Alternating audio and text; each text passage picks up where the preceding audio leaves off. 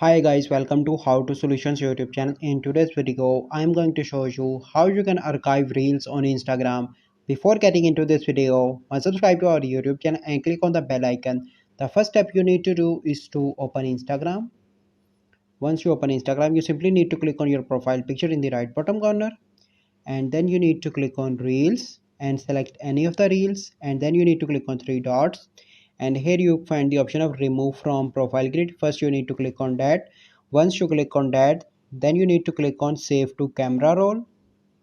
Okay, and then you need to save that video in your gallery, and once you done that, you are able to post that video again on Instagram whenever you want to post, because this is the only option and this is the only way you can.